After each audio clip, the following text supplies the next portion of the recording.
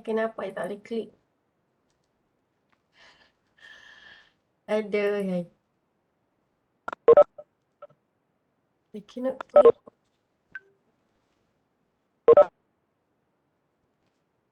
Okay.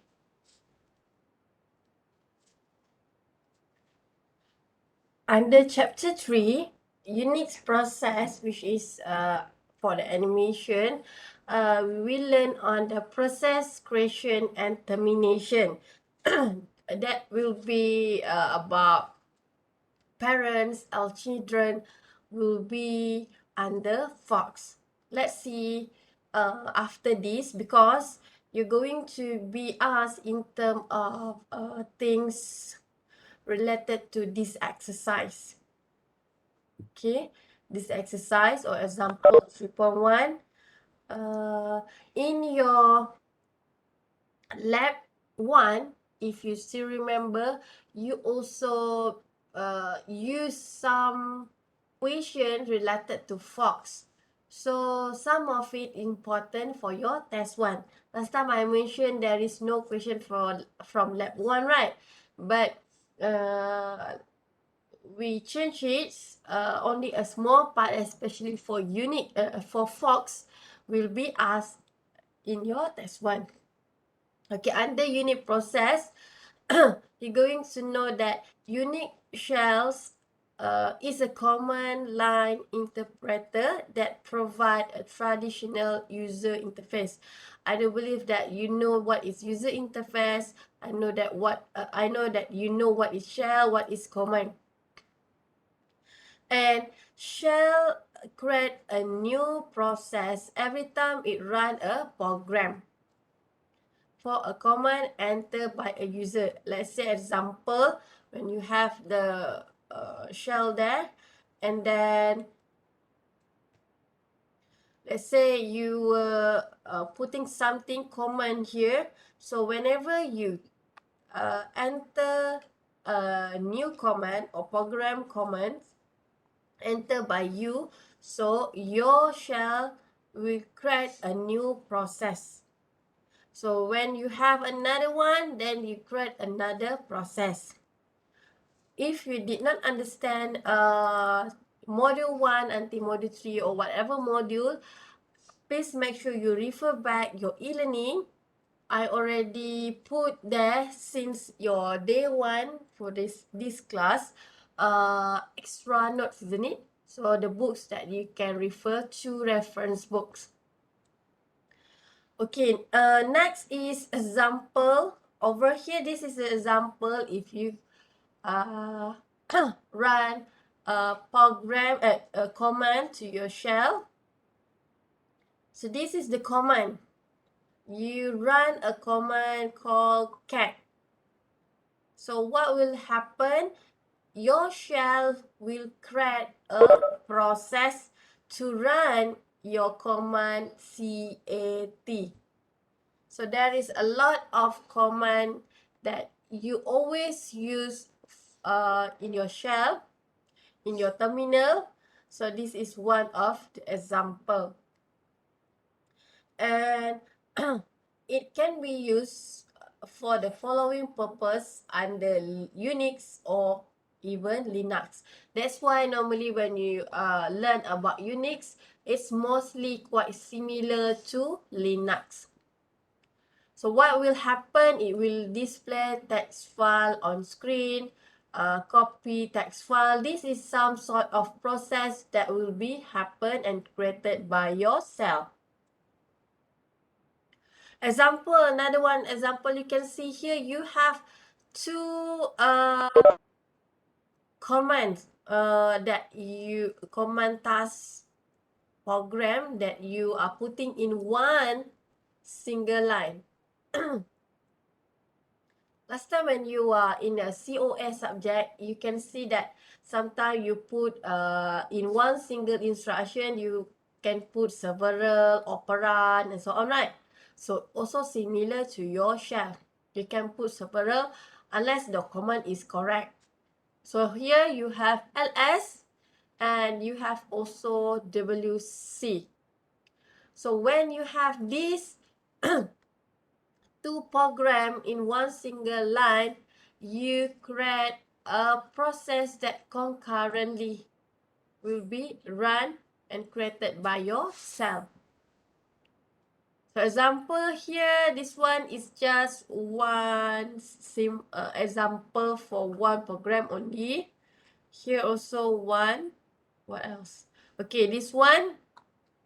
This is the example above. So maybe you can try to run ls and then wc. So what will happen there? So basically it's going to run two program and two process will be created concurrently. Okay, this is the important tree later on after that here. Okay, first of all, you're going to have a root. Root is like your home for your devices. Let's say you have home and then you have something I need. Normally we have I need and then we have USR. We have what else? Our name. Saya. And desktop and etc. So it's depend after that is what. Depend on what is your folder or your directory that available. And when you want to use some programs, sometimes you also need to be as administrator. Especially you try to run a process that handled by root. Normal user cannot run a root process. Similar also in your desktop. Sometimes when you want to run certain program, let's say just a words, you already put the permission. Only administrator can run this. You can, okay, you can setting. So you can also setting certain user who can use this Microsoft Word. But in our Unix and Linux, when you want to run a root, you cannot run as a normal user. You need to be as an administrator. For Ubuntu, you need to put in front of your command before, let's say, you want to put ls-1. You need to put sudo ls-1.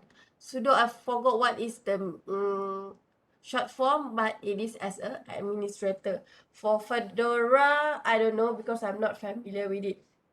But just to make sure that you know, okay, some part having a restriction. So you have the root. You can try to look into your system. What is under your root? You have a swapper, page daemon, init, and then your user. Normally you're going to have like this USR. I forgot what. Okay, here is the most important for your test one. For your test one is about your forks. Fork is a system call to create a process. When you use this command, you're going to create a child process where your child will also copy the parent process. Later on, we look into the example. Okay, what is the meaning by this? Like when you run this PID equal to Fox, and then you're going to create a child. What is this? And your child also will create another process. It called without an argument. When you create a child, normally it's going to return an integer value of your variable PID.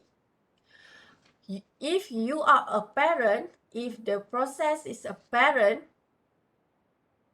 it's going to a process ID for your child process. It's going to copy the child process, and the value normally will be positive value. If your child, let's say this is parent, okay, if you have a child, this is child, and the PID for this child is 5. Positive, positive. Your PID, let's say here, equal to 5. It's copy the value from the children.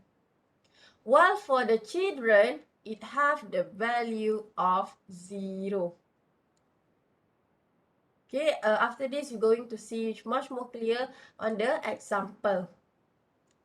Okay, parents will be copy the PID of the children, and the children will be having the PID of 0. And when you want to exit, you want to terminate, you want to invoke the exit, you're going to use this command, system call, to terminate the process that you created. Okay, under our forks, you can also make duplicate of process, so that it's going to copy one task while another will going to do another task. So what is the program that can be, what is the command that can be used to execute another program that you created? It use this command of exec, execute. After you are having your forks, and you can have the execute to execute another program. Okay, let's say we have this example when you want to use the forks. Okay, this is the beginning. You have this one program. Okay, you have this one program. What you're going to do is, of course, first of all, is going to point like this, isn't it? You're going to point like this, and you're going to print. Okay, let's say this is your output. Print 1. So I print 1. Okay. After that, this is my pointer first, and then second is going to move another right. So after I point to here, what will happen? This one, it's mentioned that I'm going to create another children, isn't it? But here first, you can see this is the thing which is similar to this one. Okay.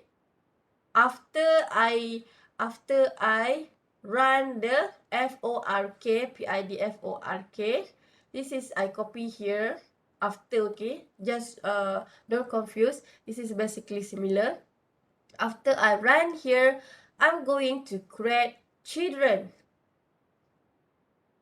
Okay? This is my child after I point up to PID equal to fork. So I have one child here.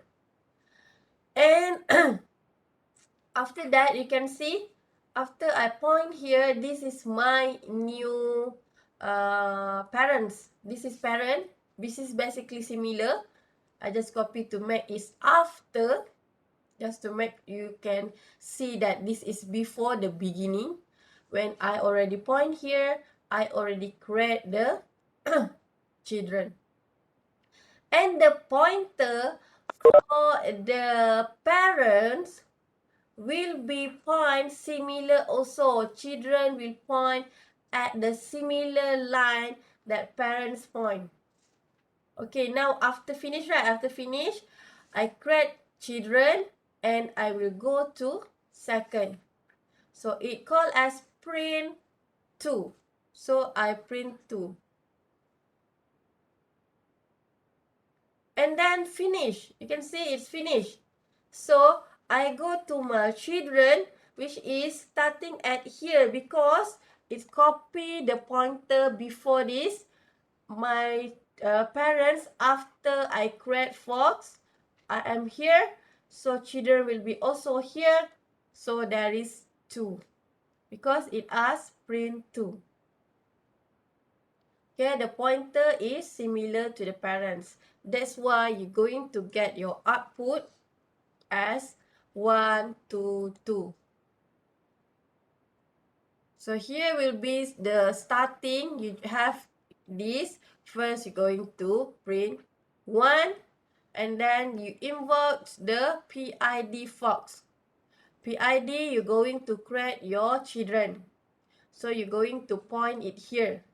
After you create children, okay? After you create children, you point here. And the children we copy also point to this part. Parents will be print 2. And parents don't have any more after this. That's why it's continue to the children. Children point here. So it's also another 2.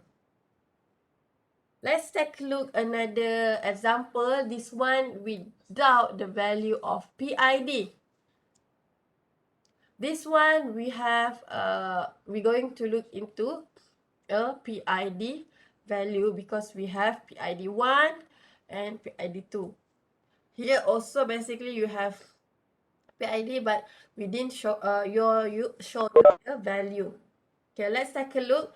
When you have this example, you don't have to print like this. This is one example. Okay, when you have this example, you have PID 1 equal to fox.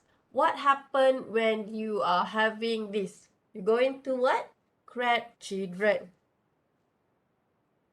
Okay, let's say at the beginning, example, the beginning you have the ID of your parents equal to 4. This value we will given to you because it's depend on the system. Similar also when you learn COA, the offset, the address, sometimes we will give you, isn't it? So where you're going to look into your PID value,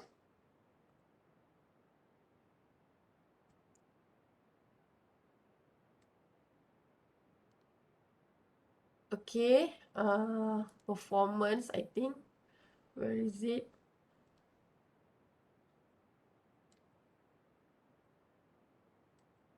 Okay, you can see here. This is all your PID value. I don't know whether you can see clearly or not. PID, process ID. Okay, you need to open your task manager. Go to the performance, open resource monitor.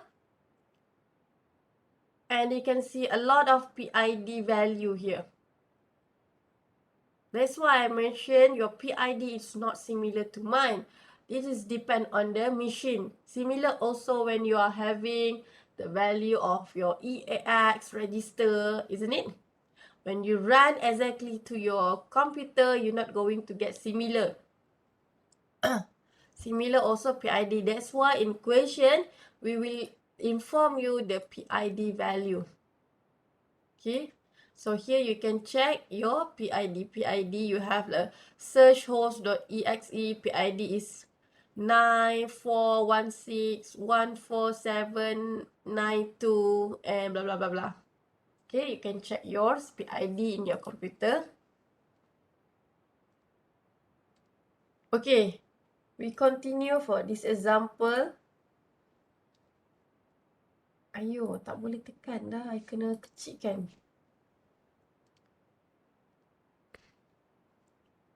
Okay, that's why. Terbalik.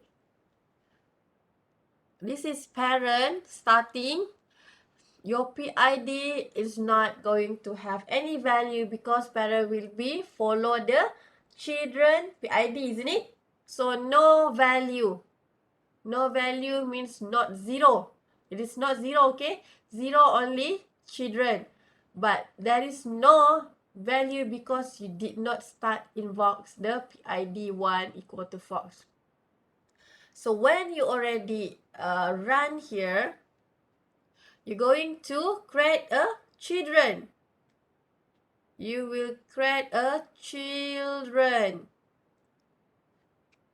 from this parent.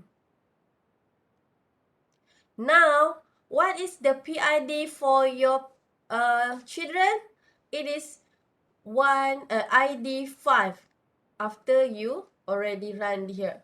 So that's why your PID 1 from here just now, you create a children from this statement, you create children, you're going to follow your PID 1 equal to 5.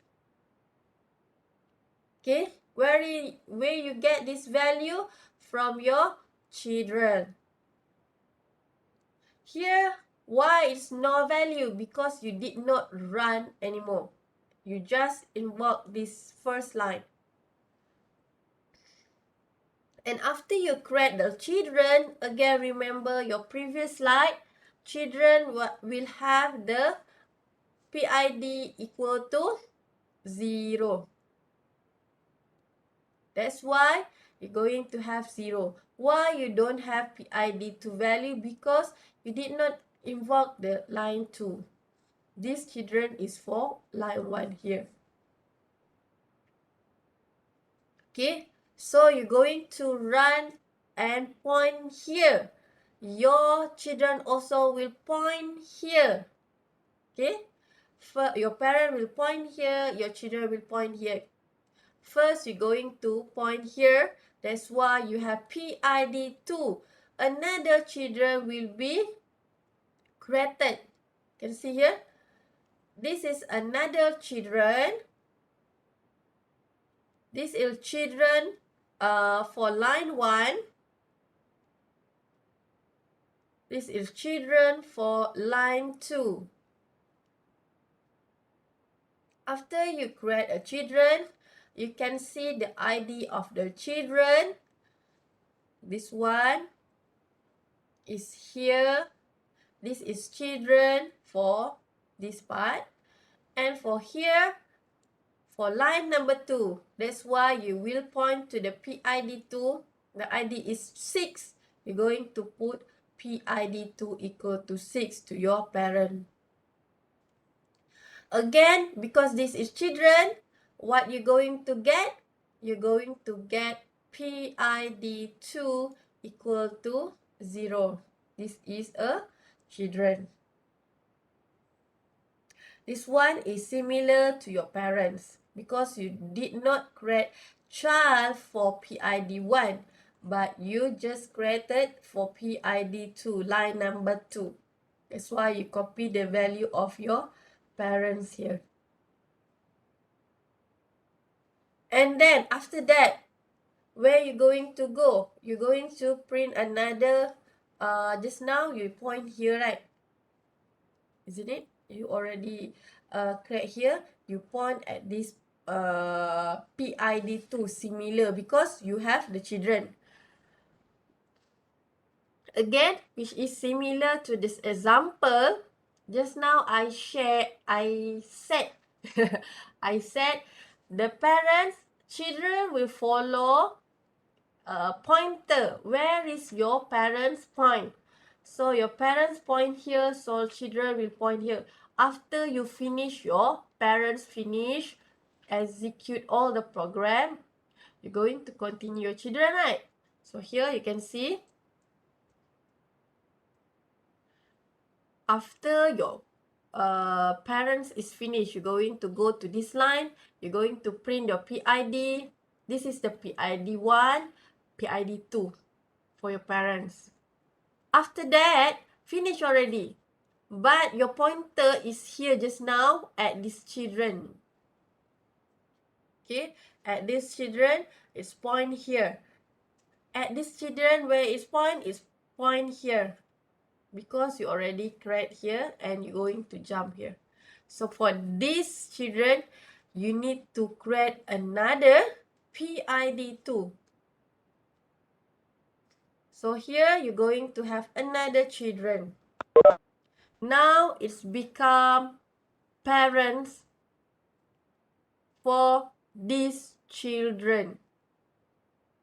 For this line, you try to invoke, you have another PID 2 fox, means it's become a children and it become a parents to another children. Your PID for your parent, your children will be 7. but it is PID2. That's why you're going to create and put it similar. This 0 because you are from here. This is the children for here, but it is parent to another children. And then after you already create another children, you point to here, print PID2.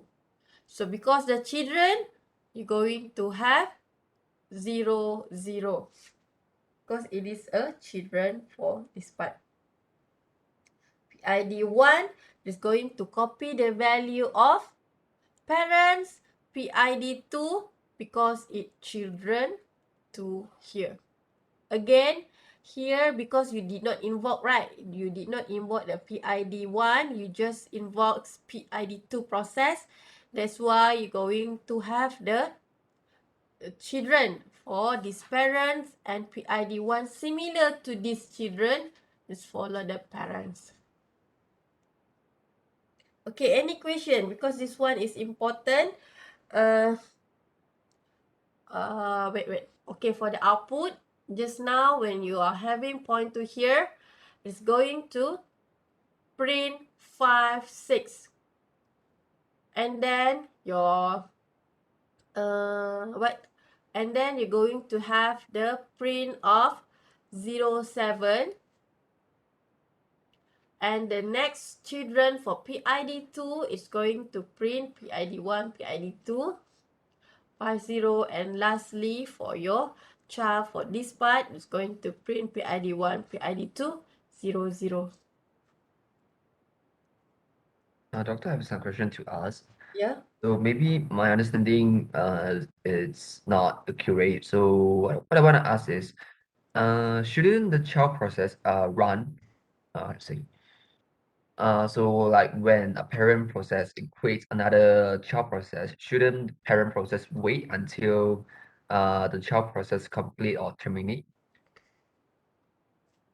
I think for the example here, similar also previous, you need to finish the parent first, and then your children will come later on. So it's the opposite, is the parents should terminate first, then we will proceed to the child. Yeah. Okay. Okay, any other question?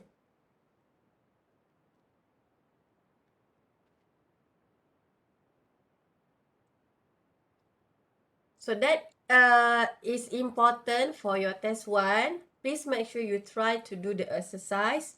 Wait, I think I have another exercise. Let me try to find that's related, but it is slightly different. Alah, I tak buka WhatsApp. Wait, might be it's going to text several times. We will proceed first. I'm going to download it from WhatsApp. I open first. Okay, try to connecting.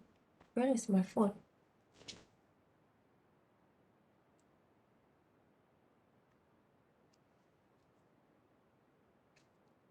Kenapa tak ada line?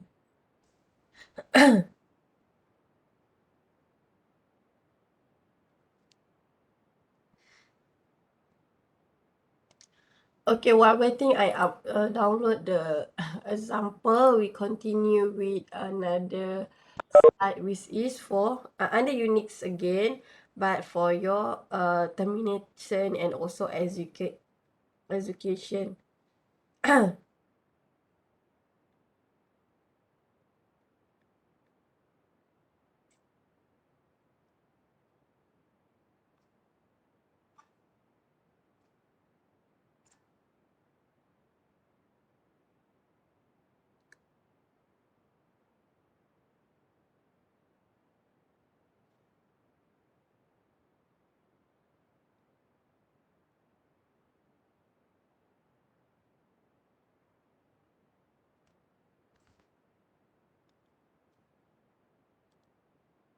Itu I think it's fast, so I'm going to wait 90% too.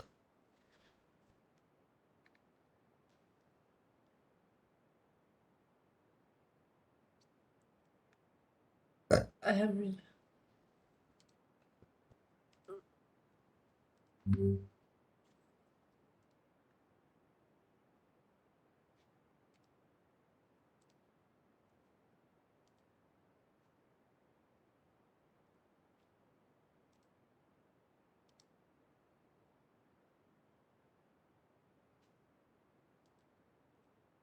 Kenapa tak boleh nak besarkan?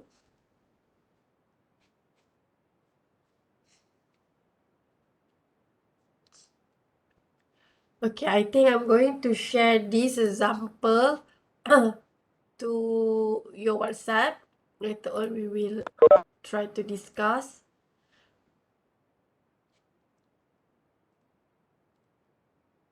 PDF.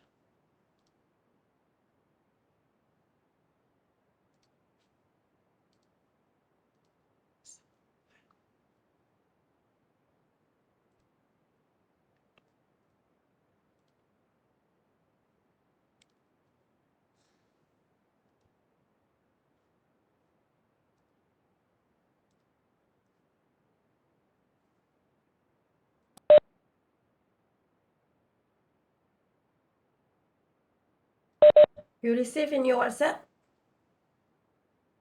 There is example like activity 4 process. That one also quite similar to the for example.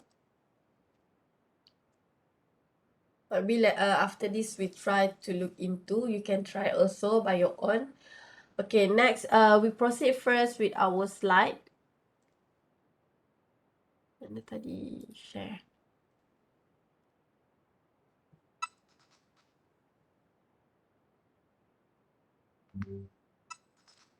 Kenapa I punya ni ada suara? Selalunya I silent. Okay.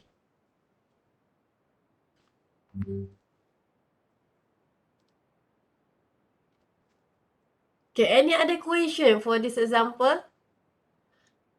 If no, we're going to continue with our EXEC, execute.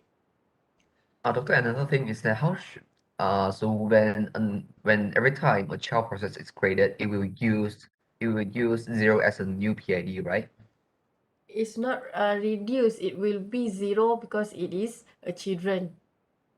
Okay, so but then why is like if we look at a second child process, why is it directly become like 7? It inherits the value from the parent process instead of creating like PID 2 equals to 1. Yeah, which one? This Like children? the ID equals to 5. The ID equal to 5. Okay, so which children? This one? you not circle it, so you're not pointing to anything here though. I did not share your screen. No, you share the screen, but you didn't like highlight anything here. So this one. I mean, the PID 2. So why is the PID equals to 7 instead of 1? Because I thought it have to follow the previous PID. Okay, why the PID 1 or PID 2? PID 2, PID 2. Okay, why Why is it PID 7 2 instead is of 1? Because I thought you have to follow the previous PID. you means parent? So but isn't the PID inside of should follow the PID inside of process itself? Okay, So it means like right now we have a new PID 1. So why isn't the PID 2 follow the new PID 1 but follow the PID 2 inside of the parent process? Okay, let me try to explain again. Okay, first of all, when you create this one, right? Okay, this is process 1. Process 1 will create child process 1, isn't it? Okay, Yes. this one will create this, and because it is children, we're going to have PID 1 because it is just PID 1. Process now is process PID 1. Okay, so it will be 0 here, and your PID 2 is not having a value at all. Okay, yes, I Okay, understand. like this. And then after that, Implemented, yeah. after that, your parents will be follow the children PID, right? Parents will follow your children PID. This is children that created for this line 1, process 1. That's why you will get parents equal to 5, and there is no PID2, there is no PID2 because you did not invoke this second line at all.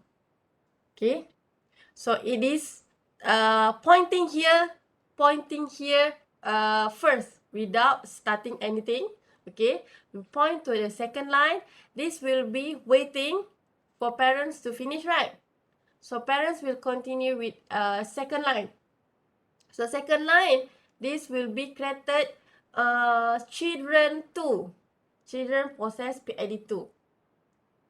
So here is children for process 2. This one, no value. You can see here, PID2 no value because you did not invoke. You just wait. That's why here is children value for process parents 1 just now. And now we continue with parents. Parent create another children, process 2.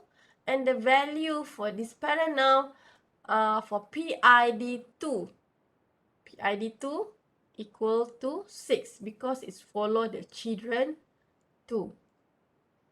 Okay, then your children will having the similar value for PID1 because it's follow the parents. And for PID2, because it children, it is 0. Children for PID2. Children for PID2. Then after that, you finish, right? You're going to print this segment, isn't it? Then you continue with your children. This part point here, isn't it? It's going to point here. And that's why it's going to create this PID2 another children. It's going to create another children for this segment. This one, no. Because you point here just now. So here you're going to create another. And these children having 7 for PID2. That's why it follow the children value. For this one, PID1, it because it is children for these parents. And PID2 because it is parents for these children. While these children will copy the value of PID1 similar like this. And because it is children for PID2 value here, it's going to be 0 as a children. Is it clear or not? Or your understanding is slightly different?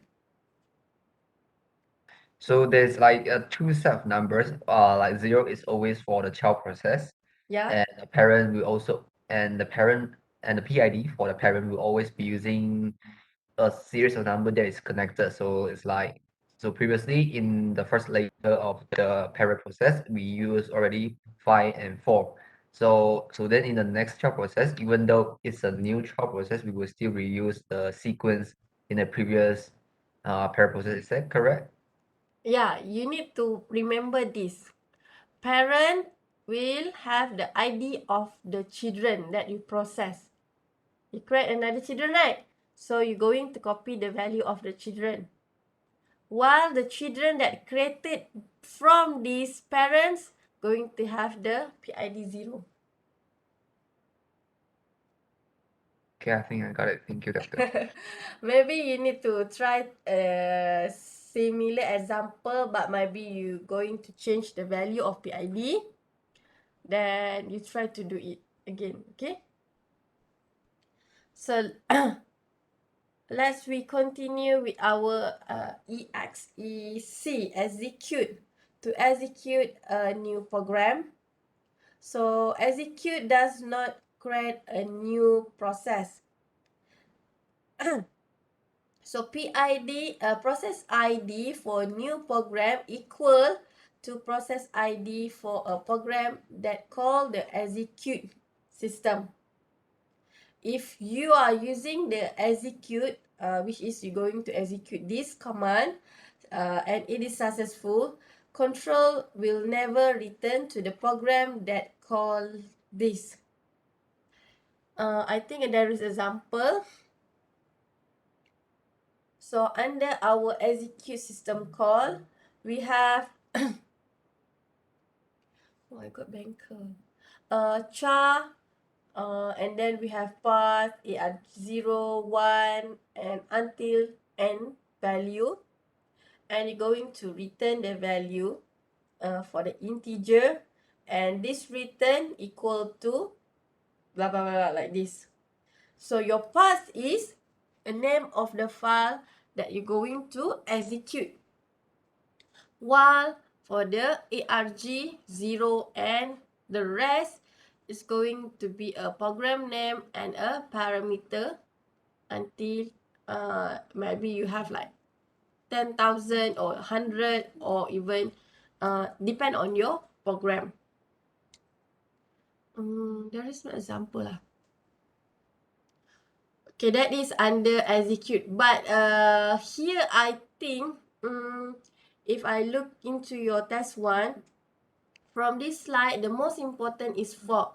But execute and also exit, I think there is no or might be only one question from these two.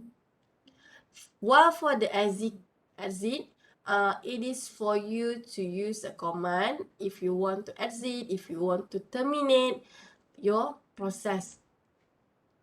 So the format example that you can use is exit status. It depends, but you have two things: normal termination and abnormal termination. When you put the value, when the value inside here is a 0, it have a normal termination. While the value, if it is non-zero, it is a abnormal termination. And here is what another example similar to your, I think, exercise. You got combinations of PID. What else you have here? PID.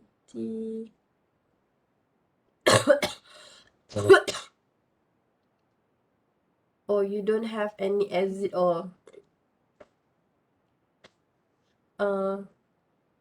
exit or execute for this call, for this example, but it's okay because the ones that important is your fox. Okay, here you have a example if you want to execute and also you are having a fox.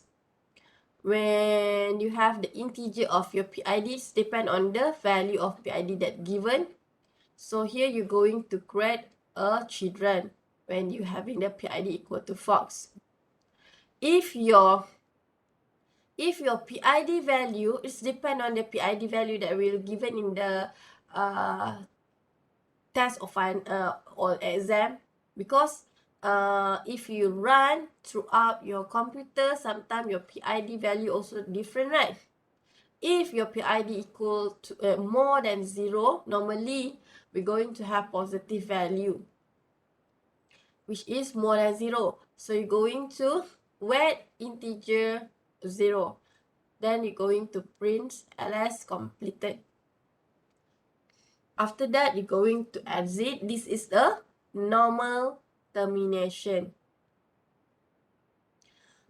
Unless if you have the PID equal to 0, this is for your children thing.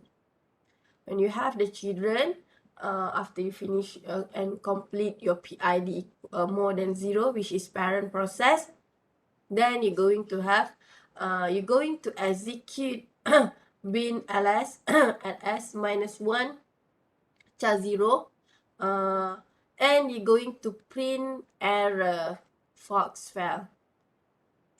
This is abnormal termination. So you can try to run it. Of course, sometimes you're not going to get similar with your friend, especially when you try to loop here. Sometimes you get directly or maybe several value more than 0. But I think normally we have more than 0 for PID. For children, then it's equal to 0. For your lab 1, if you find anything about fox, maybe you can try to look into, because it is not too hard for this example, right? Just now for the example, it's too long in process, isn't it? But for your test 1, it is not too long process. It's just give you a picture. So you need to know, okay, what is the PID for this value? What is PID for this value? Just as simple as that. Is it PDF or PPT? This one? Why I cannot click?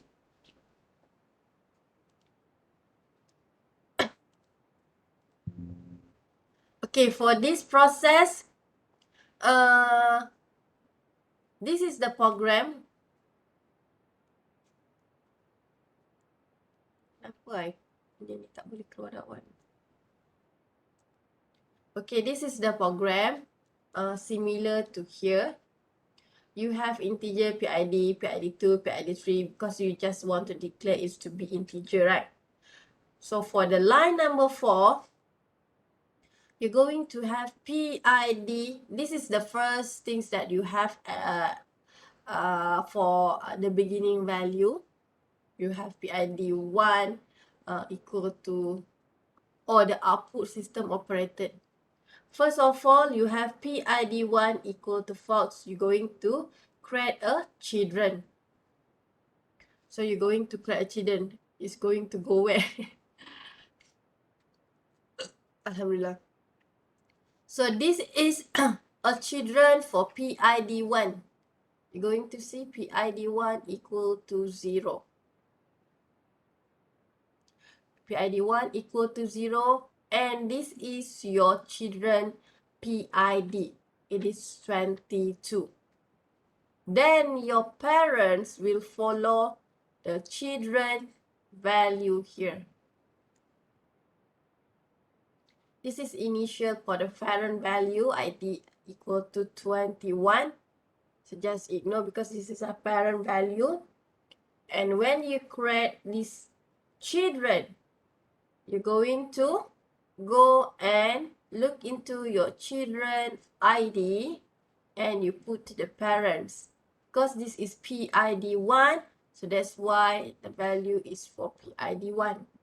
And for PID1 children, it's going to be 0. After that, you're going to point to here. Actually, you already have another, these children will point to this line number 5. But now you are doing for your parents first. So for parents, you have PID2 equal to fox. You create another children, but it is for PID2. So where is your PID2? Here you can see this is your PID2 children. It's going to have PID2 equal to 0 because it is children for this parent. While for value of PID1, is copy the value of your parents. First, this one is total output, okay? First of all, you're not going to have PID3. PID3 over here, you're not going to have. Because first of all, this one is not available. You just until PID2. Later on, you're going to copy. Okay. So you're going to see, you're going to follow the PID1 from your parents and your PID2 equal to 0 as a children. Now, the children PID is 23. For PID 2 children, you're going to copy to your parents. Then, okay, you can see here, if PID 1 equal to 0, more than 0. So you can see all the value for parents here is more than 0. This one PID 1 is 0. You cannot use this segment. PID 1 is equal to 22 as a parent. So what you're going to do, if PID 2 equal to 0, then you're going to print this statement, I love you. Check here. First of all, you check your parents because you have PID more than 0. You check here, is the PID 2 equal to 0? No. So you ignore your parents. You check here because this one is 0, right? Cannot. And you have another one only. This one you still not having. So here it is true. For this statement true, for this statement is true. So you're going to print out I love you. So you're going to print out I love you first. And what else? After that, you have you're going to create another children under this one. You're going to create PID 3. So here come it going to be a parents. It create another children under PID 3. Again, it is parents and it have a children under PID 3. That's why PID 3 is 0 here because it is children. And you're going to have the value of your children for your PID 3. Okay. After that, you can see you down here, else. Else, selain daripada tu, it's going to print operating system. These two is going to be operating system because it's not meet this situation, but it is under PID more than 0, PID 1 more than 0. So you're going to print this operating system. This one is totally out because this PID is equal to 0. Okay? Until here, is it okay? Because I'm going to continue. Doctor, just wanna ask first. So in the first process, the left uppermost, Which one first? This one? This? the ID equals 21. The IP? So are the PID, the 1, 2, 3 inside of it are already pre-initialized or they are created by the fork? Sorry, where is it again? So at the first process, the ID equals to 21. Okay, We have two parents. PIDs, right? PID 1, 2, and 3. So from 22 until 25, are those numbers already initialized into the PID 1, 2, 3, or they are created by the fork? This ID. Later on, after this, we're going to continue.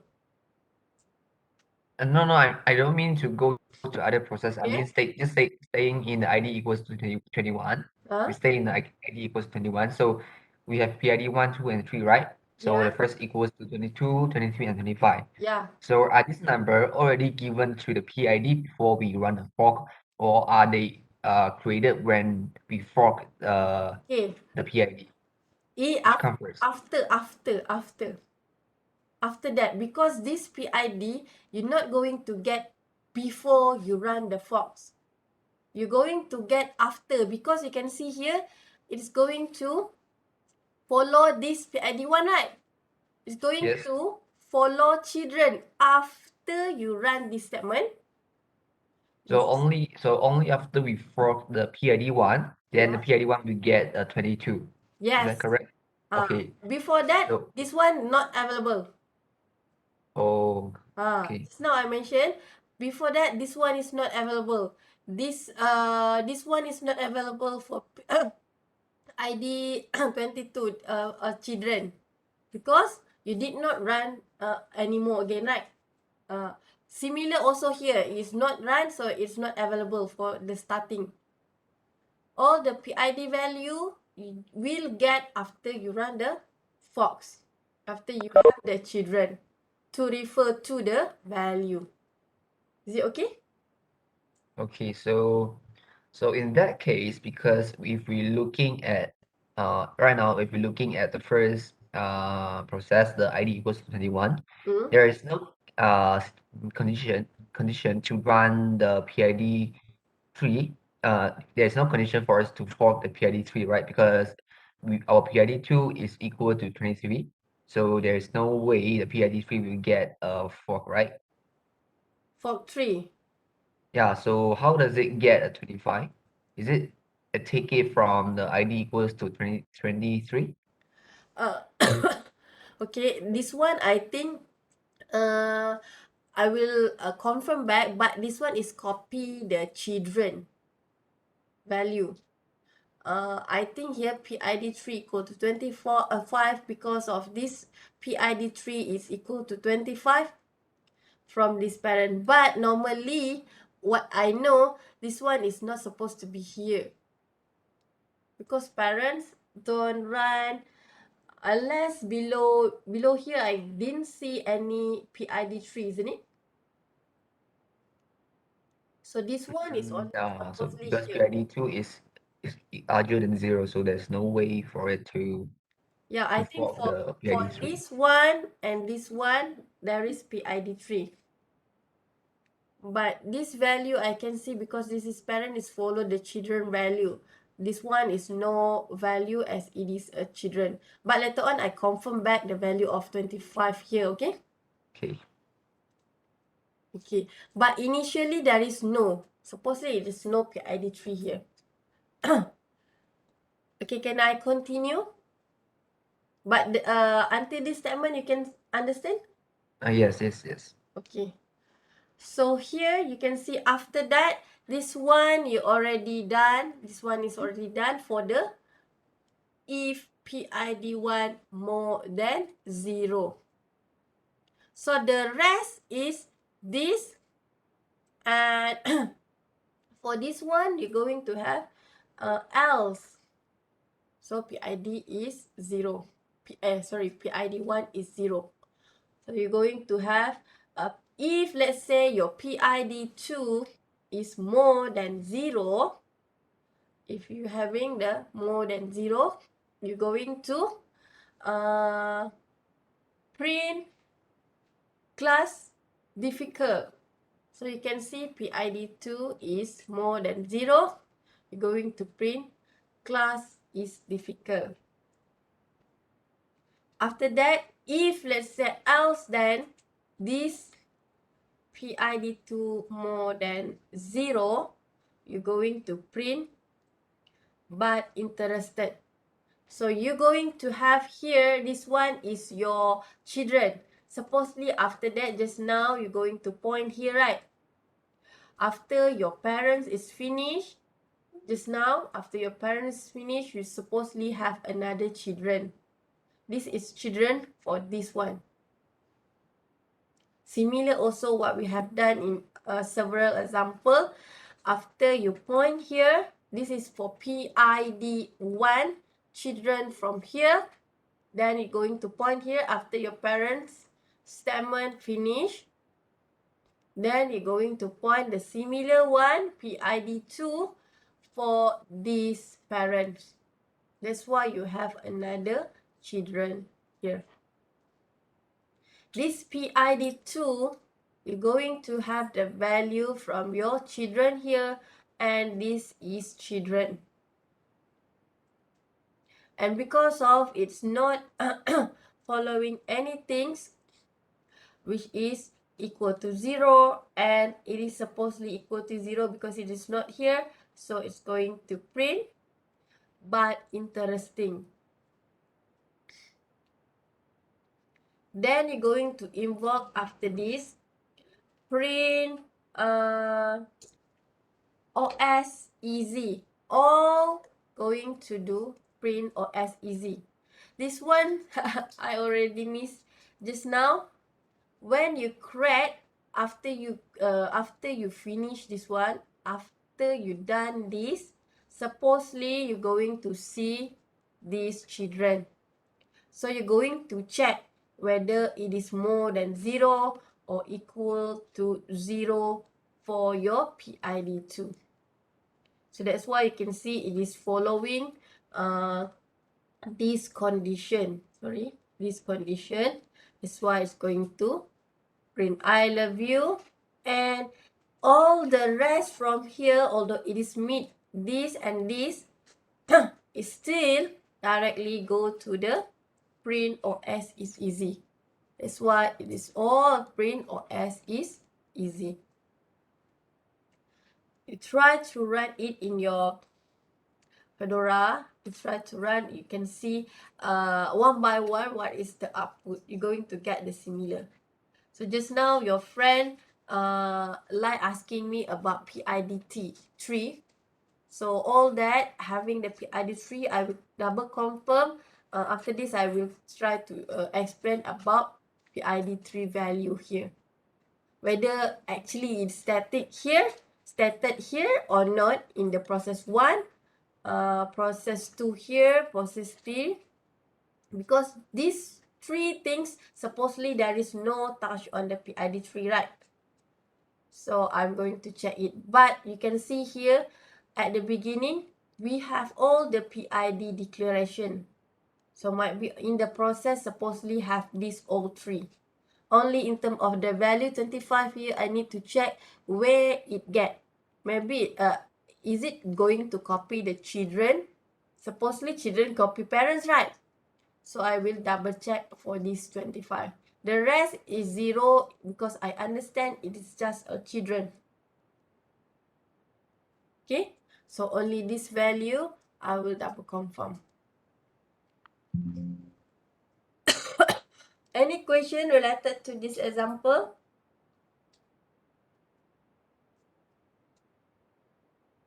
If not, maybe we can take a break so I can try to double confirm also about the PID3 value 25 at the parents here. We take a break 5 minutes, okay? Thank you. Wait. Okay, Doctor. Okay.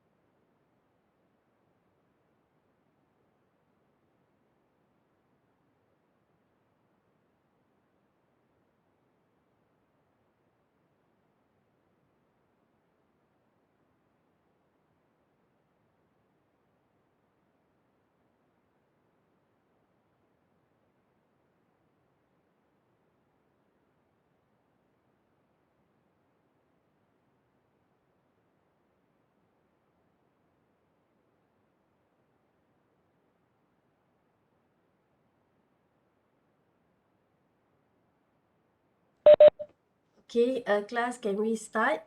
For the question, all the lecturer is not respond yet to my question, especially for PID 3. Later on when they share it, but wait there's reality. Okay, if they share to me, then I will going to inform about the PID 3 because I think supposedly it's not there, but it's declared at the beginning. So all the process should have the value of PID 1, 2, 3. Okay, we continue back for our module 5. Especially for the example, last time I think the explanation is not too clear. So I'm going to repeat back because that one is very important for your test 2. Aduh. Try to open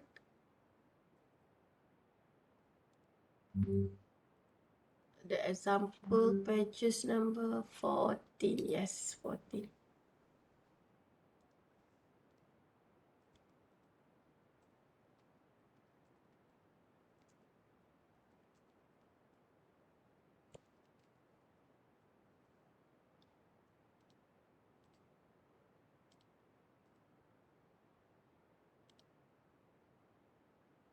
Okay, for this example, last time.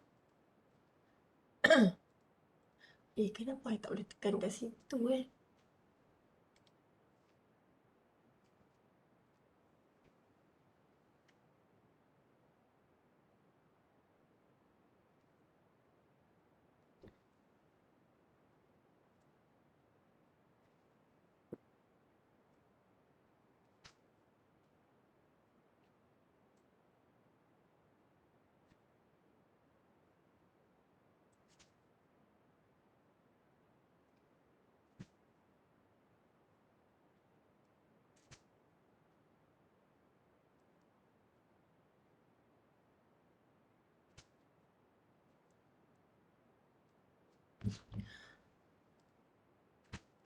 Okay, for this example, if you still remember, last class, we did take a look into this example. You're going to have dispatcher every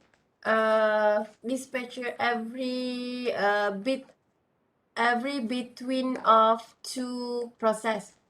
When you want to inbox, you terminate P2. Let's say process 1. You want to open another process 2. You need to have the dispatcher in between, and the process of dispatcher is dispatch latency. So let's take a look again the example last time.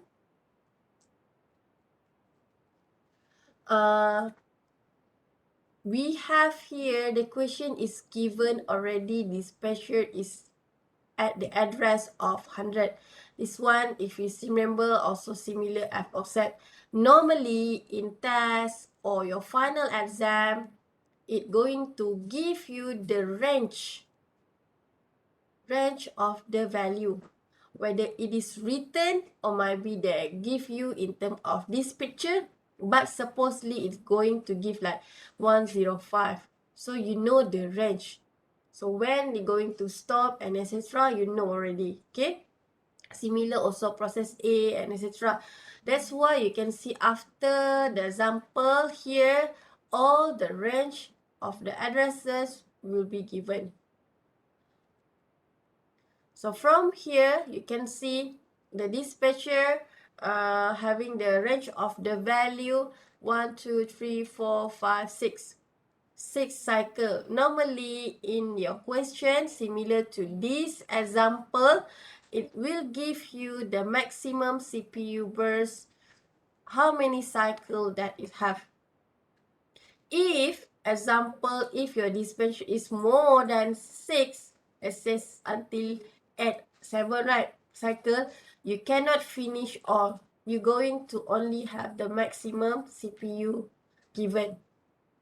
So in this question, it's not stated. Similar also in the range, is give you just example. So you need to follow the A, B, C addresses. Let's say the example of CPU burst is 6 only for each process.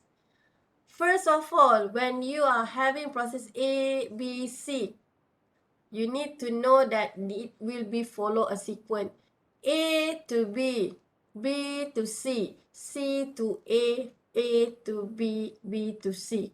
So if you want to open a process B, you're going to have the dispenser first. B to C, you have the dispenser. C to A, you have the dispenser. Similar, the rest. So first, you're going to start with A. How many cycle you're going to have? You're going to have 6 altogether. Starting at the beginning addresses 5000. This one will be the process A. 1, 2, 3, 4, 5, 6. So 6 cycle. After that, what you're going to do? Dispenser. Dispenser, although you can see here, it is 6. Or dispenser also until 6 just now. So you have 100, 101 until 105. All together is 6. This is dispenser. After that, you're going to do B. B, supposedly you're going to have 6, but your address for process B is only 4.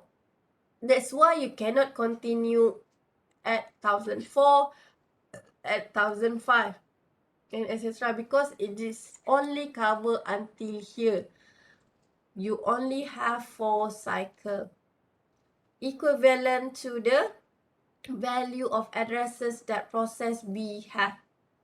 After that, you can see it's finished already. Because it finished, you're going to have block. You cannot call it anymore because the addresses is finished. That's why after that, you can see there is no B process. After B, supposedly you're going to go to C, but you have D in between.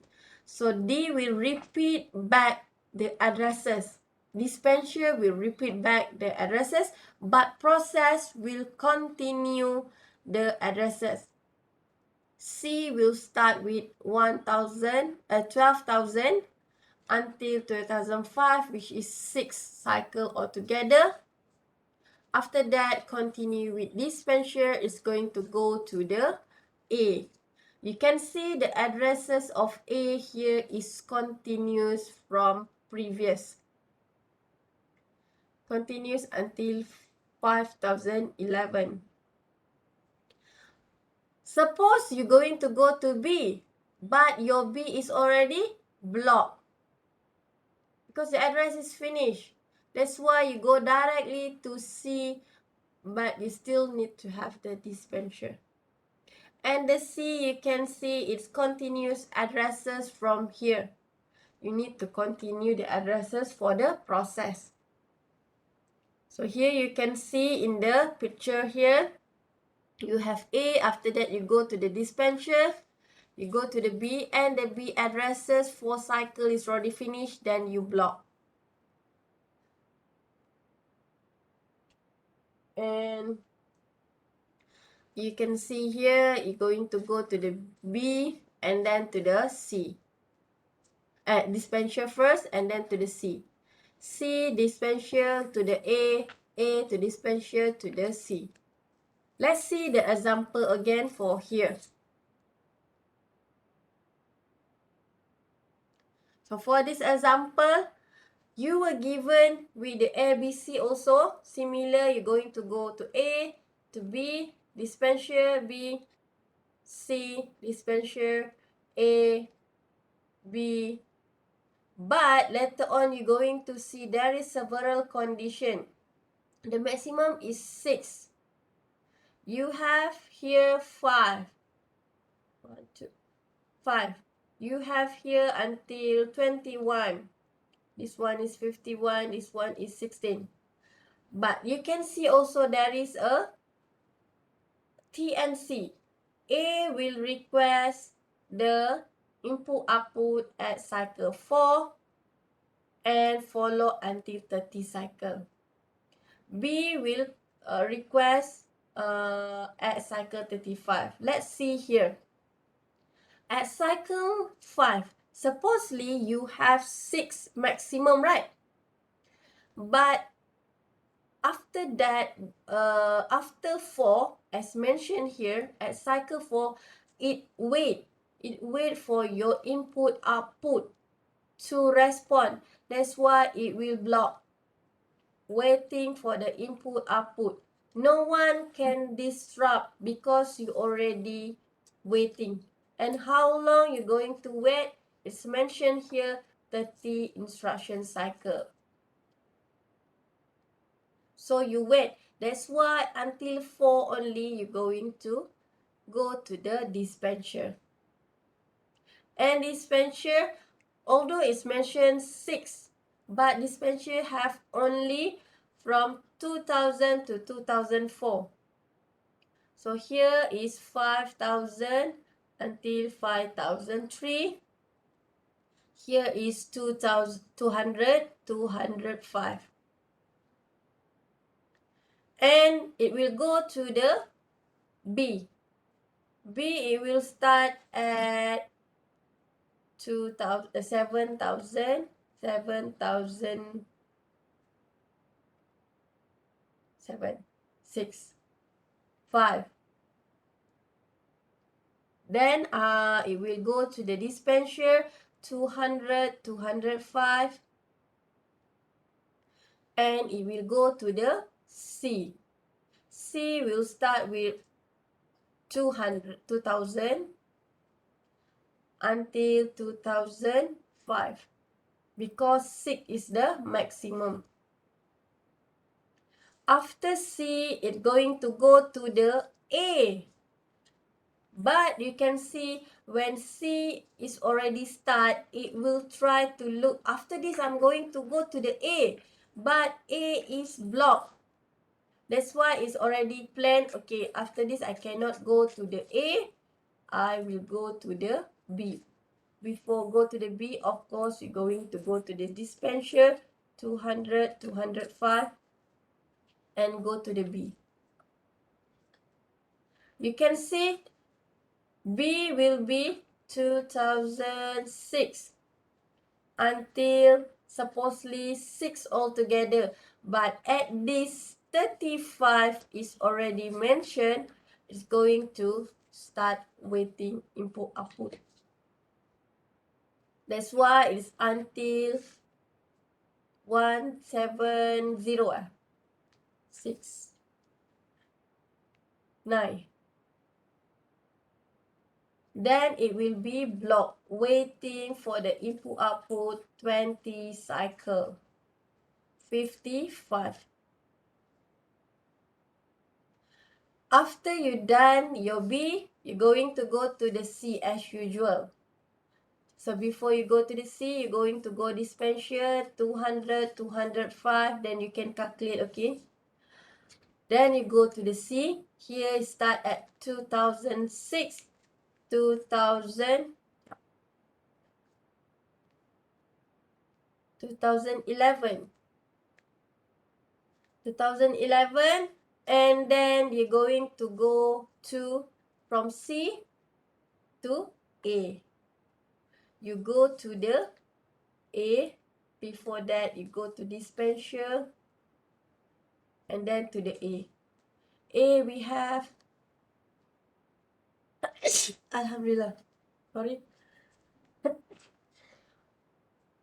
5004 until 5009. And Alhamdulillah. While you already start your A will be try to get ready to hand off to next program will be B, right? But you can see B here is still blocked. So before it hand over, it's already checked. Oh, after this B still blocked. So I will go directly jump to C. So it's go to the dispenser and go to the C. Because B, while A already start, it already blocked. And you can see for the C, it have 2012 until the maximum is 2015. 2015. That's why you have only 4 cycle here. You cannot continue until 6 cycle because the addresses is already finished. That's why after that it block the C. You're going to hand off together between A and B only. So is it okay for this question? Last time I think it's quite confused for this part because I look into the finish A. Actually, before it hand over, it's already checked. It is at the status of block. That's why it's directly go to the C.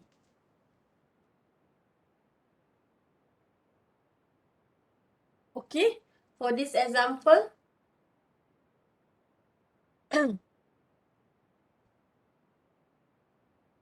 kenapa I tak boleh nak play ni? Sekejap So if there is no question for this example, because this one is quite easy, we're going to go to our next.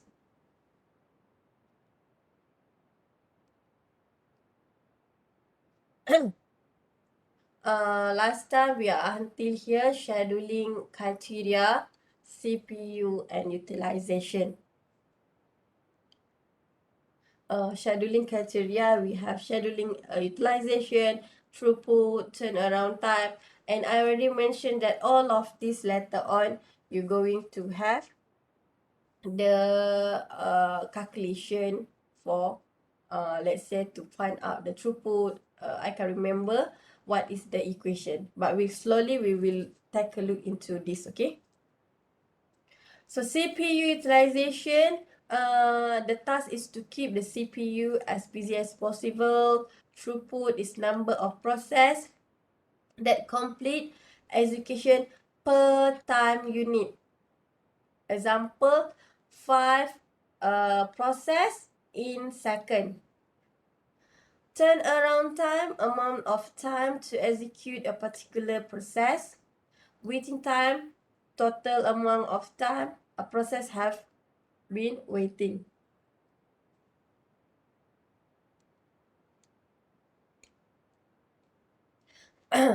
Waiting time here and response time, you can try to read it. And about the operation criteria for scheduling, maximum CPU utilization, you need to keep the CPU busy every time. So that will be the maximum, which is 100%. Every time you're going to have 100%. While for the maximum of throughput, you need to also have the maximum, which is run as many jobs as possible in the given amount of time.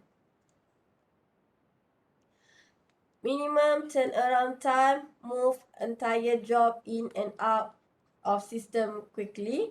Minimum waiting time, move job out of ready queue quickly. And minimum response time, quickly turn around interactive requests. So this is the term or criteria under scheduling. You need to know the definitions and what is all the maximum and minimum for each of these. Then after this, you're going to learn on algorithm. You look into the calculation, how you're going to calculate for all of the things that you already done. And what is algorithm that available? So based on the specific policy, allocate your CPU and move through a system. So there are 5 altogether algorithm. First is first come, first serve. In the short form is FCFS. Second is short task job first scheduling, SJF. round-robin scheduling, RR, priority scheduling, multi-level queue scheduling. So normally it will give you in the question what type of algorithm. Sometimes you will be given also in the question.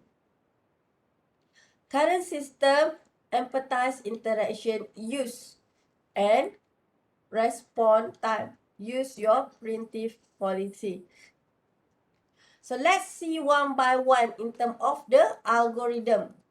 First, we're going to look into FCFS. Here we have the FCFS is non-preemptive. Last time we learned on preemptive and non-preemptive. And job handle based on the arrival time. Early job arrive, early it serve, which is come first, come serve. Which one that come first and it's going to serve first. So following this, let's say you have example of this process and their burst time. Consider the three process and their burst time. You have P1, P2, P3, and this is all the burst time that given. Suppose the process arrive in order, isn't it? P1, P2, P3. But you can see you going to similar also A, B, C. Just last time we do the example, you're going to follow the sequence. That's why you can see here, starting from 0, you're going to have a total of bus is 24. And then after that, you have 3 bus time for P2. And after that, another 3 bus time of P3. So how about your waiting time for P1? You did not wait because you are the one that come first. So there is no waiting time, which is 0. You directly run, isn't it? You directly run your P1. So there is no waiting for P1. While for P2, it starts at 24. That's why the waiting time is 24. And for P3, you're going to start at 27 after finish P2. Then your waiting time is 27. So how to calculate the average time of waiting? From if you have 3 process, then you're going to add 24, add with 0, add with 27, then you average total of P3 process that is available. If you have P4, P5, okay? If let's say you have P4, P5, here is 1, here is 2. So you have another P4, 31, P5, 133. So the waiting time P4 equal to 30, P5 equal to 31. So you add 30 plus 31 and you divide with 5. That will be your average of time, waiting time. Okay, then you can see, suppose the process arrived in order just now, right? P1, P2, P3. But let's say you were given with the order, new order like this. The new order is changed. Just now the order is P1, P2, P3. But now it's changed the order to be P2, P3, P1. You know, P2 having 3, P3 having 3, and here are having 24. Then you have the waiting time. Now is totally different. Your average waiting time also will be different. So let's see waiting time for we can change whatever value, but you can see P2 now is 0 because it's directly run, because this is the first process that arrived. So it is 0 for P2. For P3, after 3, you're going to start. Then it's going to have a 3 there. And after finish another 3, you're going to start with your P1. This is all the waiting time. Then you can see the average waiting time is different now. Although, you can see, although you are having the similar process, the similar burst time, your waiting time, your average waiting time will be different. Okay, will be different. You need to follow first come, first serve. Whoever come first, you're going to serve first. So although similar, you will get different value. And you can see this average waiting time, this waiting time is much better than previous case. Because this one you can see, wow, it's quite huge in the waiting time. And the average waiting time also huge. So that's why if you play around to find the better process, it is this one. Because you can see the waiting time average is smaller. So your convey effect, short process behind your long process. This is the things that recommended. Consider one CPU bound and many input-output bound process. So you see if 2 and 3 is much shorter, so you're going to put it first. Let's say you have P1 is 3, P2 is having 2, P3 having 1, P4 having 10. So how in order you need to arrange? So you're going to short process, you will be putting first, or this one is convey effect for this one, for the short process behind long process. But if you want to have much better, you're going to put this first, and then second P2, and then P1, and lastly P4.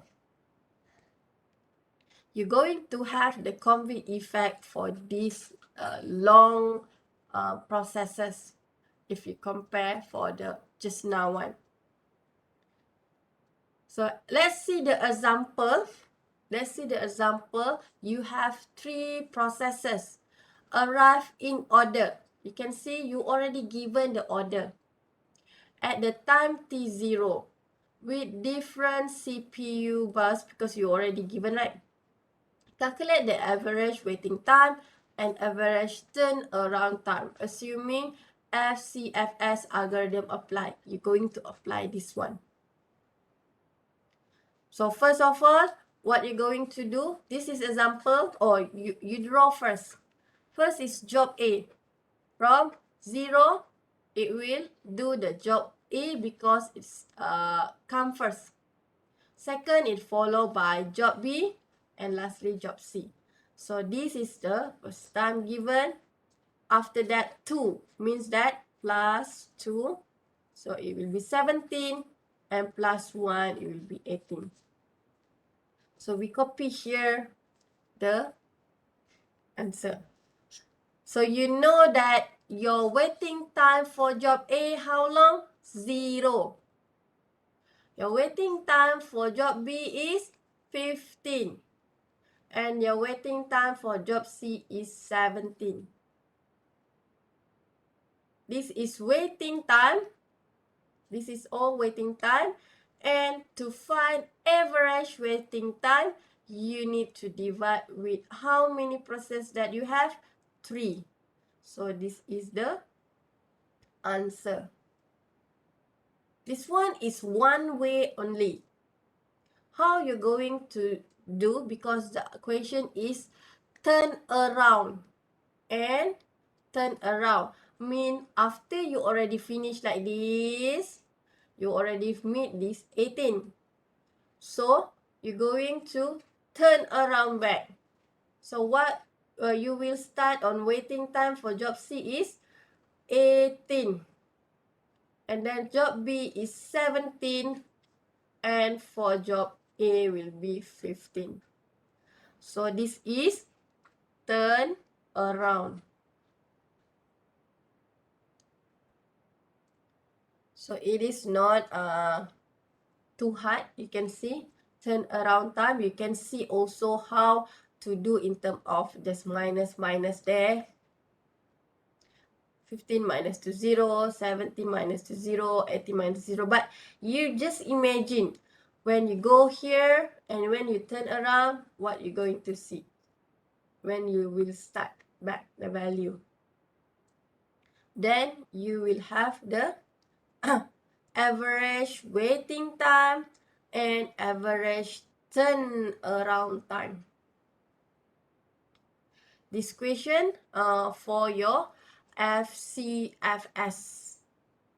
You have another example still under FCFS.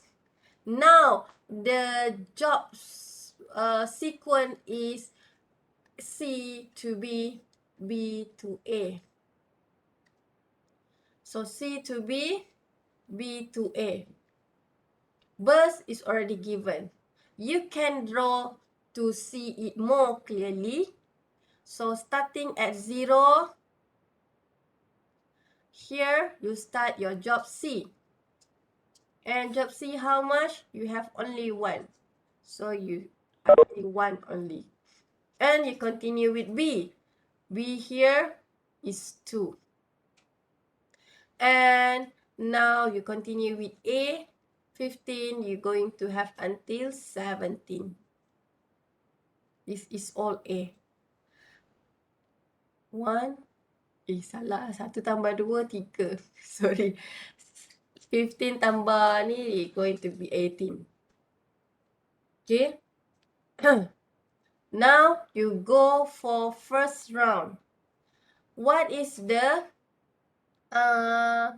time waiting time for first round here? C will be 0, B will be 1, and A will be 3. Then you plus, you're going to divide with 3 because 3 process. So this is the average of waiting time. Now you're going to return back. Return back is going to be A will be 18, B will be 3, and C will be 1. So you add together, you divide with 3. So this is average waiting time turnaround. Turnaround waiting time. So you can see it's very easy for this type of question SCFS. First come, first serve. Just this type of question will be asked. So you have an exercise there. You can try to do it because it is totally quite similar. It is not too hard. Later on, the exercise, let's go through because it's give a solution here also. Later on, you're going to learn on job this in our next class. But you can see there will be also the advantage and disadvantages using FCFS.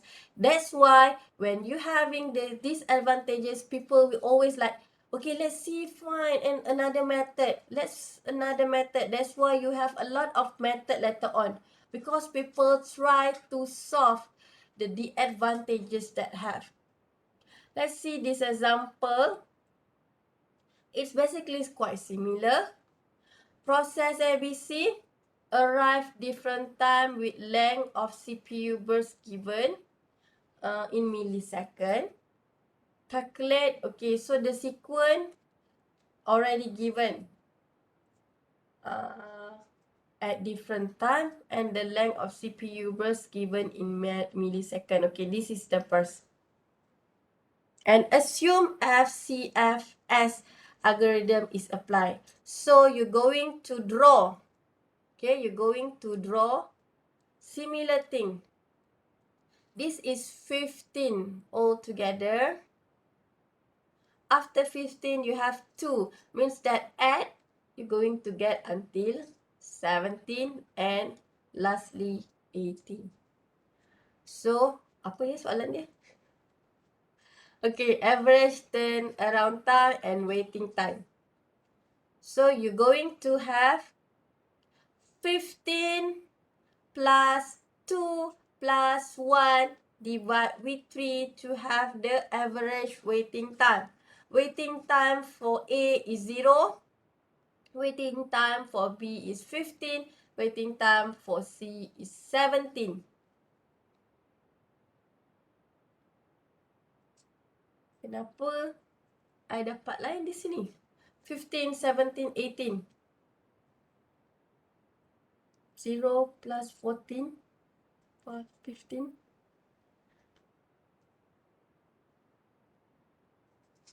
Dia ada tolak ke? Burst waiting. Burst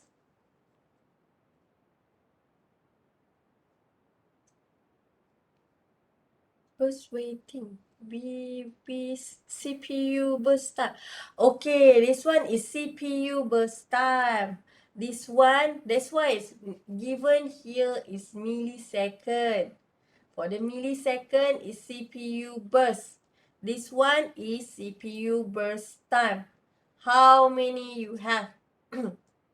So now this one is directly, is give you the waiting time. So here your waiting time when you are having the burst, CPU burst, and your burst given, and then you're going to have here for your first value, waiting time for job A is 0. After that, you're going to see from this one. Okay, from this one is mentioned CPU burst, not time. Then you're going to reduce with 2 and 1. It's follow the sequence B and C. So first of all, why it's 1? Suppose it's 2. Okay, it's reduced the arrival time. After you have the waiting of 0 right here, you're going to have a total of job A is 15. This is the first task. After that, when you have the second task, you're going to reduce another 1 millisecond. So you have a 14. So you need to be carefully whether it is a CPU burst or CPU burst time that given. If it is a CPU burst, you're going to have the deduction for the task following the sequence. It will be a sequence 2 later on. So you can see here, this is 15 and it's going to be deduct with 1 task, 1 millisecond before the job A. And for the job C, it will be 17 because it is 2. A and B is going to deduct with 2. Then, similar also to your turn around. When you want to turn around, so for job C here, this one is second, similar also. So D, you're going to get 18 minus 2, 70 minus 1, 15 minus 0. Your average waiting time is similar. You plus all this value, you're going to deduct with how many process that you have. And for your turnaround is also similar. You're going to have 15 plus 16 plus 16. Divide with 3 process. So you're going to have the average turnaround. That's why you can see you are using the FCFS. There is a advantage which is good for batch system, unaccepted in the active system, which is unpredictable waiting and turnaround time. While for disadvantages, average waiting and turnaround varies seldom minimized. And conveyor effect just now I mentioned, whereby short process queue behind the long process result in lower CPU and device utilization. Because of these disadvantages, later on you need to come out with another method. You can see that there is a replace between each other in terms of algorithm. Because of this having advantages, disadvantages, having their disadvantages, later on might be there is 6. You create another algorithm. Might be another 1, 7, 8. Because most of us as a researcher, we try to find what is the solution for previous problem. Okay. So I think only that for today. Please make sure you study. You have another 3 more days for your test 1. Last time I provide you with the, did I share the previous test? Not yet. Previous test 1. Okay, I will share by today. And again, I remind all of you, Fox is also included in your test 1. Last time I did not share because they said it is not included and we're not going to touch. But now there is a question from lab 1 for Fox. Lab 2 we did not cover yet for your test 1. Is it okay? Okay, Doktor. Okay, so thank you. I'm going to share back the QR code for those who did scan the QR code. For the rest, you can leave. Thank you and stay safe. Thank you, Doktor. Bye. Yeah.